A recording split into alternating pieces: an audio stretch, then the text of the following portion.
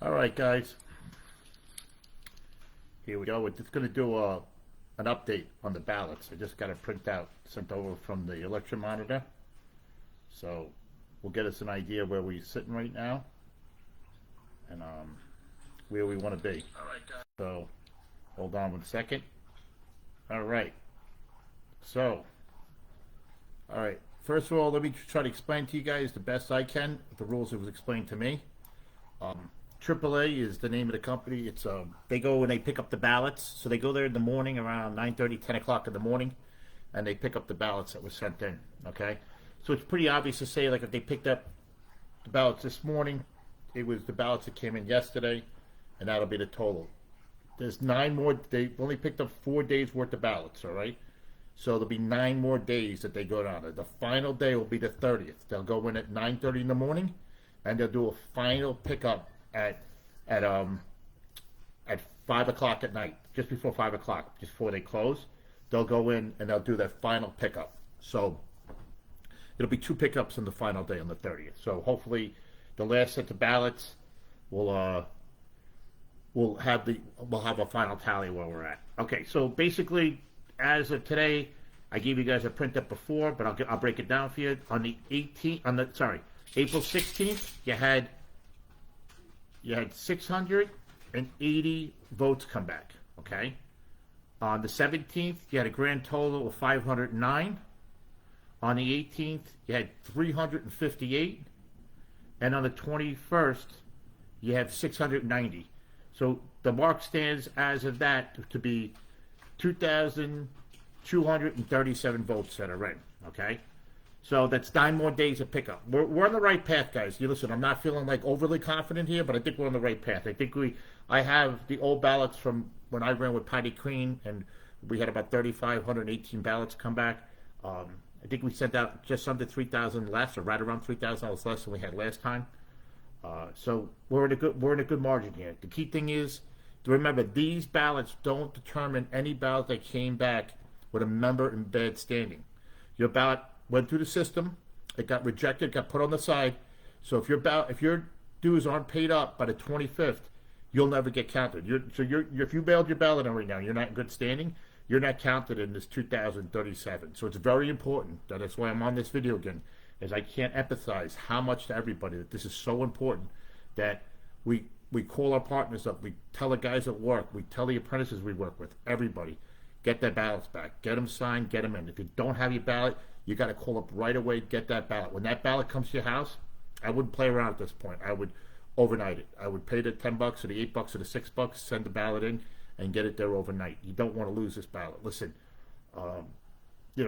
we see the direction the union's going in, and it's not the direction we want to be in anymore, right? We want to start going out. We want to hold people accountable. We want to fight for the work back. New York City has lost so much market share out of any of the major cities. It's ridiculous. When I grew up in this business, starting out, even the residential work was ours. There's a long road ahead of us, but I just think the people out of there just lost touch with themselves. And we've been back and forth on those conversations on what's going on. But basically, that's the numbers. I'm going to post these numbers after I get offline with you guys, so you guys will have them to look and verify for yourself. But like I said, you still got the 22nd, 23rd, 24th, 25th, 26th. No, sorry, 28th, 29th, 30th, May 1st, and May 2nd. So 9 more days of ballots being picked up.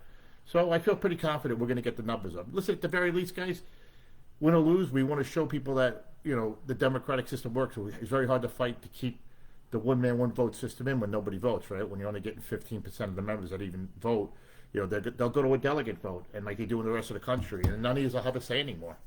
Some delegate will be some business agent's nephew who just got appointed to it, and then that guy, he'll vote the way he's told to vote, or he'll vote the way he thinks it's in his best interest to stay on his committees and get his stipend, and he'll vote that way.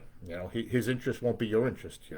He'll just vote the way that best feeds his pocket. And we don't want that. At least, like, at the very least, I get elected by you guys, and we keep it pro quo the way it is now, right? You guys have the ability. If you don't like what I'm doing in 4 years, you vote me out.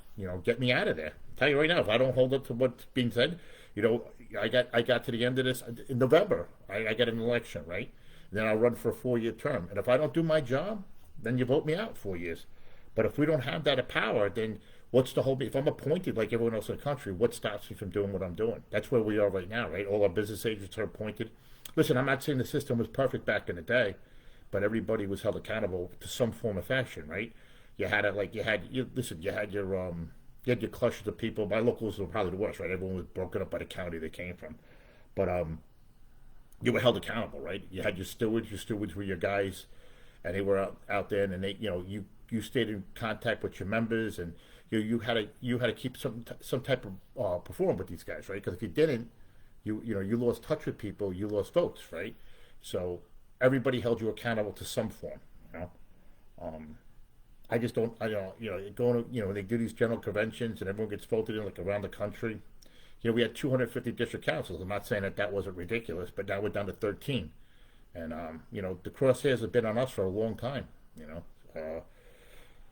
There's, listen, when the economy will rebound, okay?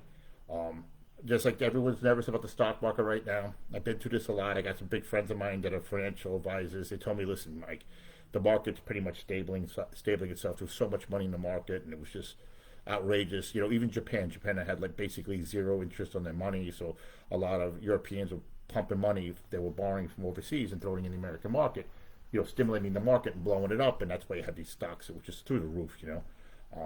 It'll take a while for everything to stabilize out. Hopefully the interest rates will come down. Hopefully there'll be tax incentives for these companies to reinvest in themselves. That's what keeps New York going. I'm a big advocate of the fact that there's so much money in Manhattan, there's so much, global trade in Manhattan that it'll never really totally fail. New York has a way of always reinventing itself, right? We've been through a lot, decades and decades, long before I was here, long after I'm gone.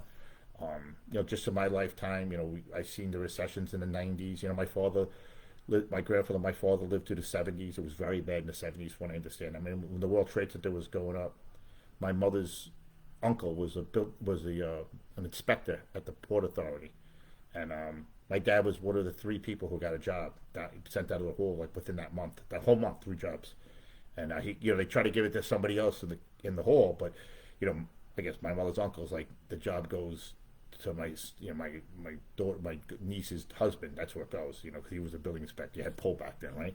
So my dad was on that job. Thank God, it's the early '70s. It was really slow out there. And then, I got it in, and in the late '80s, it bottomed out. 91, 92, 93. It was bad. I worked on the road a lot.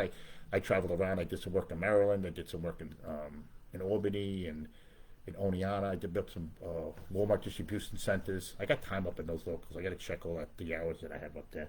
I got to go through all of that one day. I did the locals out of Oneonta, small local I went to work for. But we're in a crunch now. The concrete's feeling it hard right now. I know the dock builders are doing well. They got a lot of work right now with the infrastructure work, but they're going to be in a crunch too because they don't have the foundation work, and all this big work at the airport that's going to come. It's going to shift to the steel and to the interior work, and then all those ironwork. I'm not sorry, all those dock builders. They're going to feel it. They're going to hit it.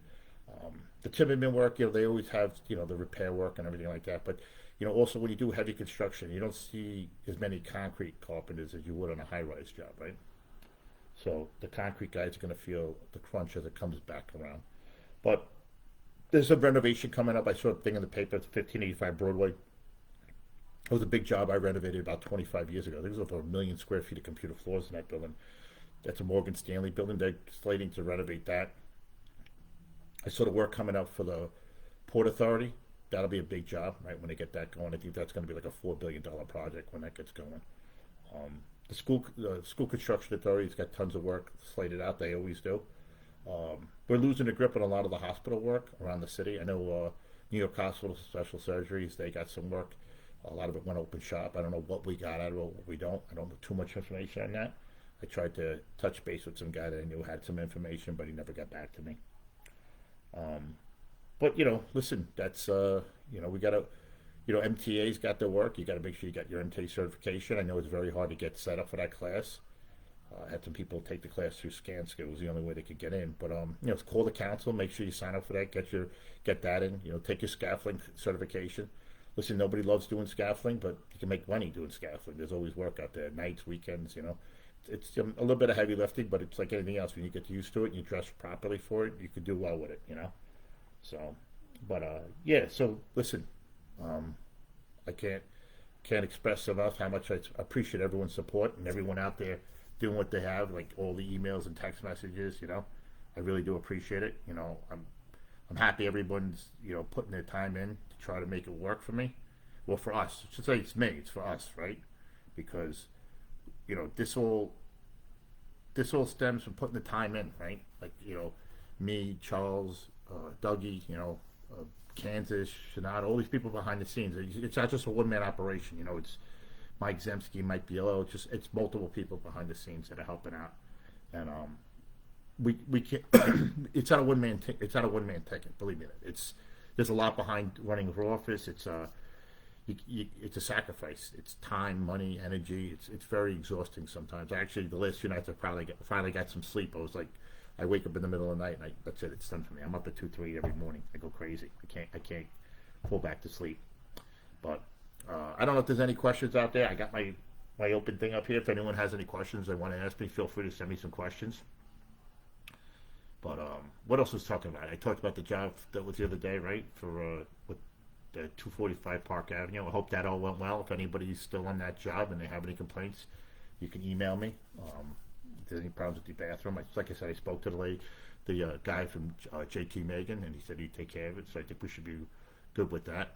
As far as taking care of that. I mean, nobody should have to deal with that. To me, that's just basic living necessities. You need a clean bathroom, a place to wash your hands, and use the restroom, especially for the guys and the girls. I mean, it's ridiculous that we have to argue that, right? But this is why unions were formed, guys, right? It's the little things, it's to have a voice in the room, right? And numbers is strength, so that's why we're here, right? Because I said it before, I'll say it again. We're always been fighting the same thing for the last 140 years, right? We've been fighting greed, right? That's what it's all about. They're always trying to nickel and dime and get somebody cheaper. Everything we do in life, whether it's built union or non-union, everything else comes out the same, right? The permits, the material, those are all the same. Those numbers don't change. The legal fees, everything they do.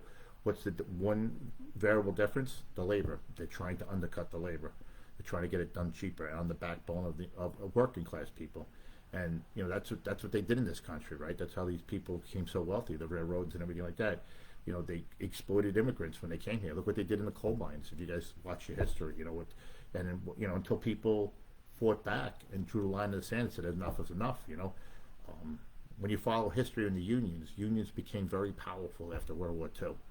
And I think that was a part where people came back, after serving this country, and a lot of people lost in World War II. So and you had real men in this world, like people that just like drew the line. And I think the government knew, and the president knew, like that's where the GI Bill came out, and they did a lot to help people buy houses and built the American dream. And the population ballooned after that, people having kids and families, but. You had people that came back and they fought D-Day. They stormed the beaches of Normandy. I mean, you see the things that these people did, and you watch these videos and you research it, because I researched a lot about it.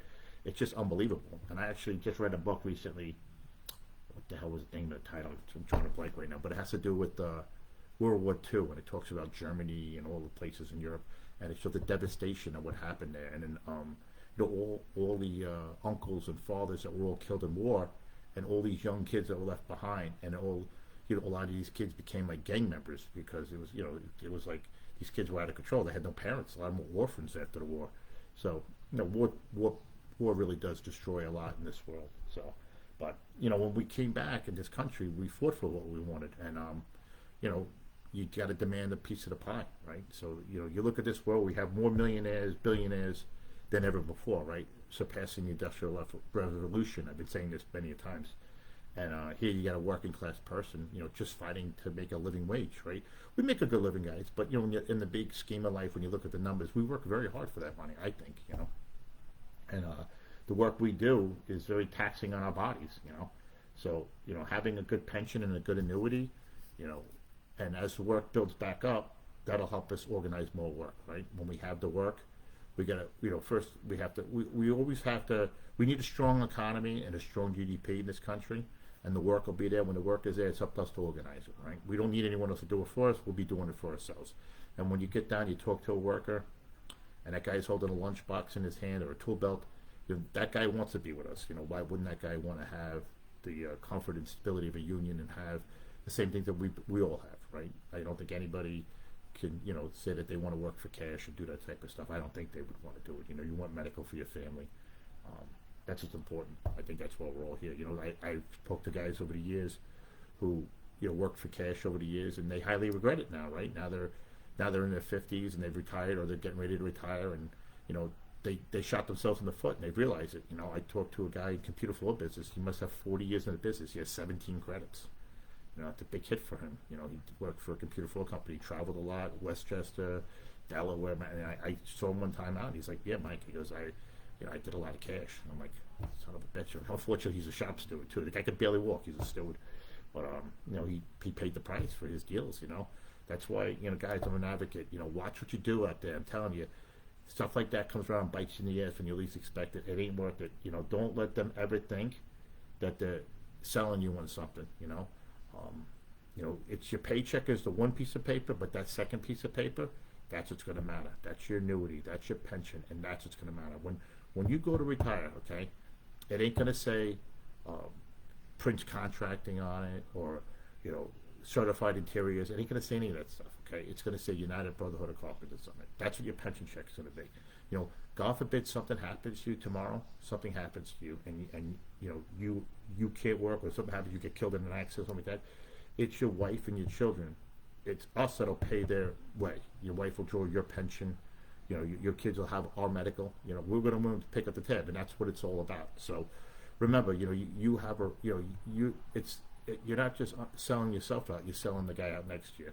And me being a single guy, going through life, like, I could have easily just done my own thing, right? But I always looked at the fact that, my father had multiple sclerosis. A lot of people don't know that my dad was in a wheelchair a large portion of his life, took the end of his career.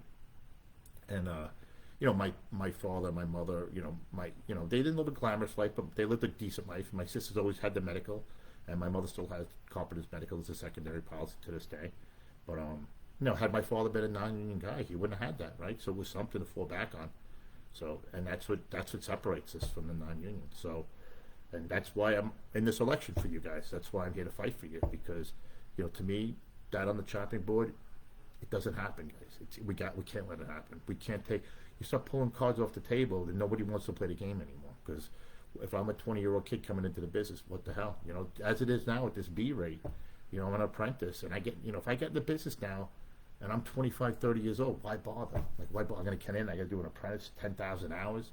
That means I'm not a journeyman by the time I'm 35, 36. Nah, I'm better off going another way, I don't need that, So, that's just my opinion on it. But, you guys do the math in your head, you figure it out.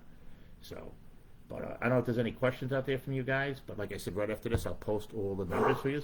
Hold on a second. Bella girl. Bella. I don't know. She's barking at somebody. Who knows? It's one of my little doggies over there. If you guys have any questions, you can send them out here on the board. I'm looking at it right now, but I don't see anything popping up. But we're doing good, So, I sent out a few text messages, so you guys can forward them over to people. Get the message out there. Make that phone call. Call an old member up. Call an old friend up. Call up an uncle who's retired.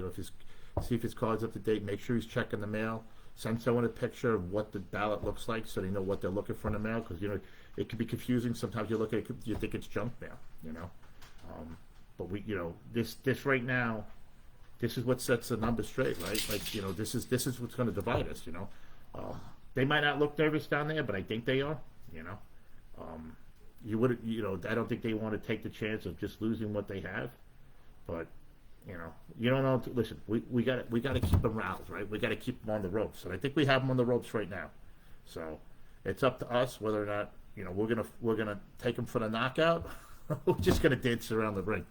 So, all right. So we're about 20 minutes into this, so I don't want to drag this all night with you guys. Bella, come over here. You want to say hello to everybody? Bella, come over here. Bella, you want to come say hello? Come over here. And just so everybody knows, I do all my rescue work with Long Island Bulldog Rescue. And this is one of my doggies right here. We're going to get her some airtime. Everybody, this is Bella. This is my Bella girl. All right. And I have Tyson and Meatball. This is my little girl. All right. Say hello, Bella. See? She's saying vote for the daddy, right? I know, I love you too. All right? So, if anyone's ever looking to rescue a dog or needs any help with a bulldog, you let me know. Like I said, I know some people. It's my little girl. We got her. She had ulcers on her eyes. We had to wake up every morning at 2, 3 in the morning and give her like 5 or 6 drops. She still gets them to this day, actually. She gets like 3 or 4. By the way, she's a daddy's girl, in case anyone can't see. So, that's my little girl. I think I'd break the ice with something a little different tonight, right? All right. I just want to thank everybody. Let's see if we got any comments coming in. I don't think anything big. What we got here? What we got? No, these are old comments. Where's the new comments, guys? Why can't I get this thing? What the hell are you guys got on here?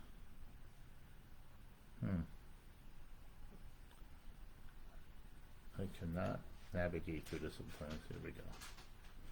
There we go.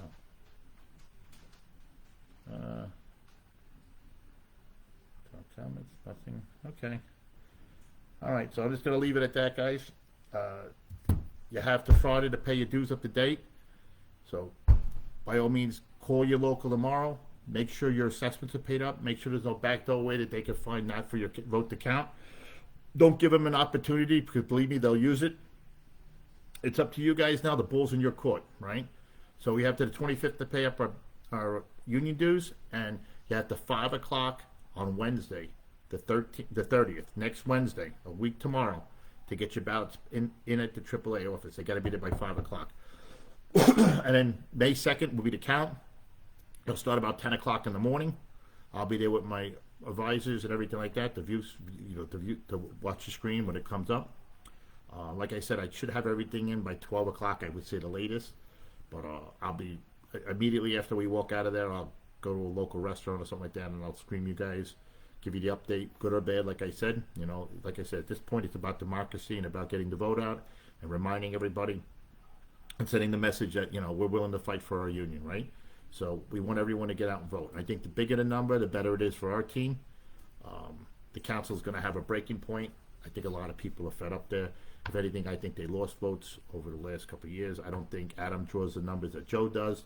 And I don't think Dave Carabelos is that well liked by anybody. So, but I could be wrong. Listen, I might be reading the numbers wrong. I don't think Paul pulls the numbers he thinks he does anymore either. But like I said, I could be wrong. You never know. I've been wrong before, guys. Now, this is just my guesses out there. Like I said, I'm not 1,000% sure either way. But I can tell you one thing: the penalty, if we're wrong with this and we lose it, then it's a jump ball. It'll be They screwed us over last election, and I don't think they'll have any problem doing this again. They're set up. They have what they have to do, and they're not putting the tool belts back on. They'll navigate anything they have to do to keep what they have. So, but all right, everybody, go enjoy the time tonight. Have some time with your kids, and like I said, we got another 9 more days to go. And we're out of here. All right. Good luck, everybody. Thanks again.